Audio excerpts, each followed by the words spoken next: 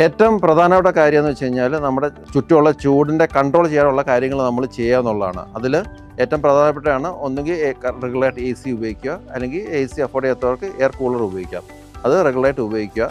രണ്ടാമത്തെ വെച്ച് കഴിഞ്ഞാൽ നമ്മുടെ ബോഡിയിലെ ഹൈഡ്രേഷൻ കറക്റ്റായിട്ട് നമ്മൾ മെയിൻറ്റെയിൻ ചെയ്യണം. നമ്മുടെ ശരീരത്തിൽ ജലാംശം ഈ സമയത്ത് കുറയുമ്പോഴാണ് പല അസുഖങ്ങൾക്കും നമുക്ക് ഉണ്ടാകുന്നതും. അപ്പോൾ അത് വരാതിരിക്കാൻ നമ്മൾ പ്രത്യേകം ശ്രദ്ധിക്കണം. അപ്പം ഒരു ദിവസം നമ്മുടെ ശരീരഭാരവും പിന്നെ നമ്മുടെ ചെയ്യുന്ന ജോലി അനുസരിച്ചുള്ള വെള്ളം നമ്മൾ ഉള്ളിലേക്ക് ചെല്ലണം. 3.5 മുതൽ 4 ലിറ്റർ വരെ വേണ്ടി വന്നേക്കാം. അത് ആവശ്യമനുസരിച്ച് നമ്മൾ ചെയ്യുക. നമ്മൾ എഴുന്നേൽക്കുമ്പോൾ തന്നെ രാവിലെ എഴുന്നേൽക്കുമ്പോൾ തന്നെ ഒരു 1-1.5 ലിറ്റർ വെള്ളം കുടിക്കാൻ ശ്രദ്ധിക്കുക. പിന്നെ ഇടയ്ക്കിടയ്ക്ക് നമ്മൾ വെള്ളം കുടിക്കാൻ മറക്കാതെ വെള്ളം കുടിക്കാൻ നമ്മൾ ഓർക്കണം.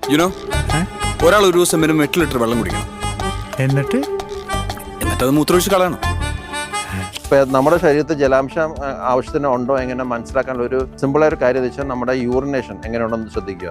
ഒരു ദിവസം ഒരു 4-5 തവണ എങ്കിലും നമ്മൾ യൂറിൻ പാസ് ചെയ്തിരിക്കണം. അത് മാത്രമല്ല നമ്മുടെ